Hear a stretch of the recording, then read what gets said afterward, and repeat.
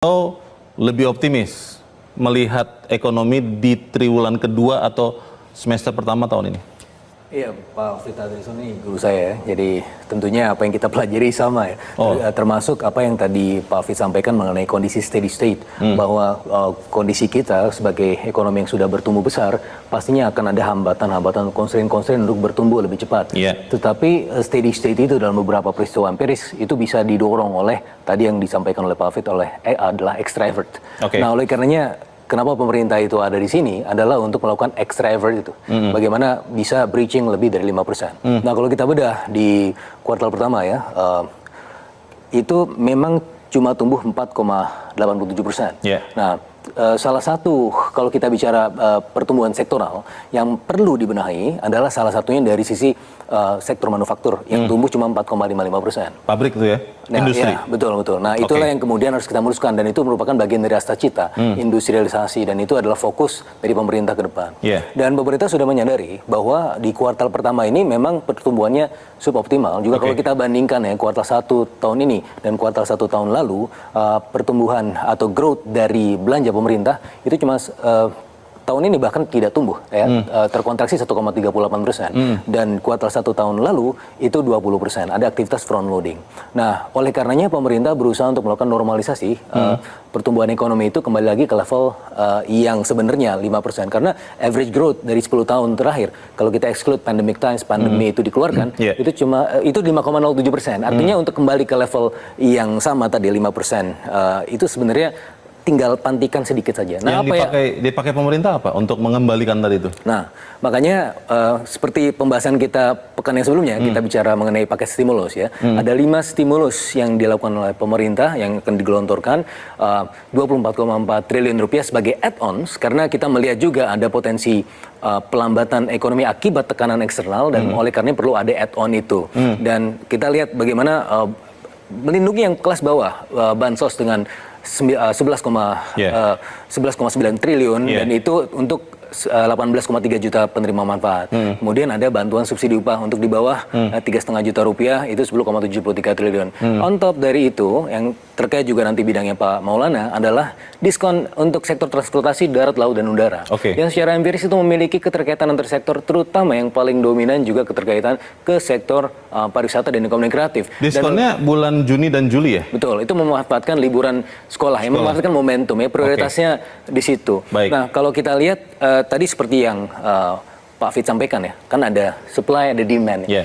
Dan kita bicara untuk bagaimana Richard Thaler dulu berbicara mengenai pemantik nudge ya, bagaimana memantik demand, memantik kepercayaan.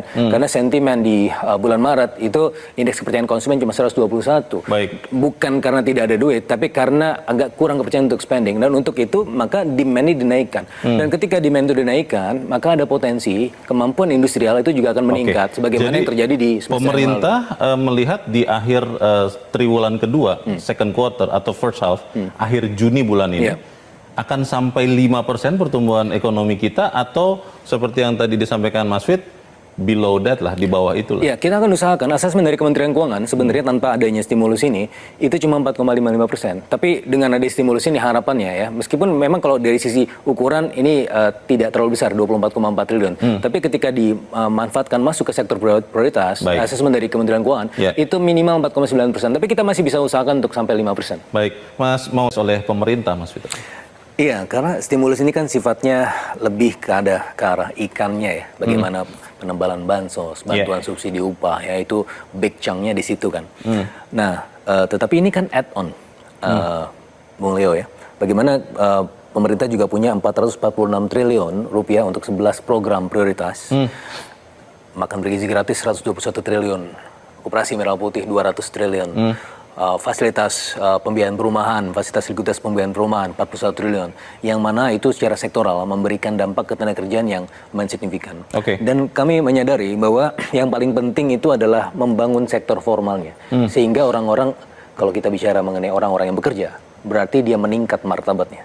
Maka itulah yang ingin dilakukan oleh pemerintah, meningkatkan harkat dan martabat masyarakat Indonesia dengan menciptakan peluang-peluang dan ruang-ruang kerja yang lebih signifikan. Nah, bagaimana caranya? Kita sudah melihat bagaimana spending pemerintah tahun ini 3.621 triliun. Dan itu melalui Inpres 1 2025 itu sebenarnya kan dicoba untuk fokus kepada hal-hal yang memiliki dampak penggandaan ekonomi yang lebih tinggi. Kalau Bung Leo ingat di awal tahun, bagaimana Pak Presiden dan Bu Sri Mulyani itu mencek sampai satuan 9. Masa ada ATK 44 triliun. Nah ini kalau dialihkan ke sektor yang produktif misalnya, meskipun tidak apple to apple, 44 triliun kita bandingkan dengan rencana stimulus yang 24,4 triliun.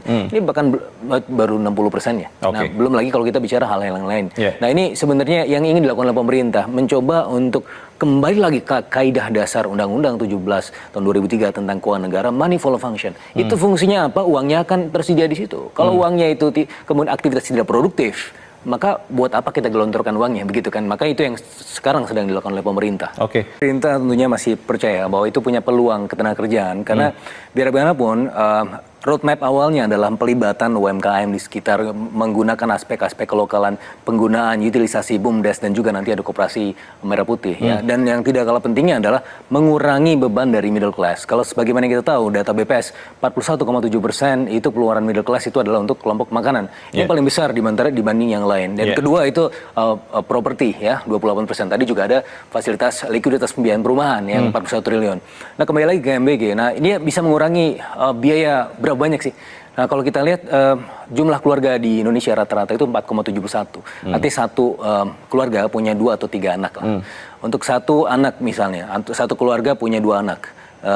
Berarti si bapaknya mungkin tidak harus kemudian mengeluarkan uang jajan harian 15.000 per anak, berarti 30.000 untuk 2 anak atau 600.000 dalam 1 bulan. Itu hal yang sebenarnya cukup signifikan karena dia bisa mengalokasikan ke tempat yang lain yang mungkin bisa jadi lebih produktif ya, tempat pendidikan dan lain. Tapi di sisi yang lain kan pemerintah juga menjamin pendidikan, ada sekolah Garuda, sekolah rakyat, yang mana ini fokusnya kepada proses pengembangan absorptive capacity, bagaimana sumber daya asing masuk, FDI masuk ke sini, tapi juga bisa diserap dengan tenaga kerja yang berkualitas, yang compatibility. Yang tadi kan isunya soal ketenagakerjaan, kadang-kadang dia tidak compatible, makanya dia tidak terserap. Makanya ini yang juga coba dibangun pemerintah di jangka menengah panjang begitu. Bagaimana itu yang ditunggu juga adalah bagaimana aturan detailnya, bagaimana menggunakan anggaran supaya nggak salah juga.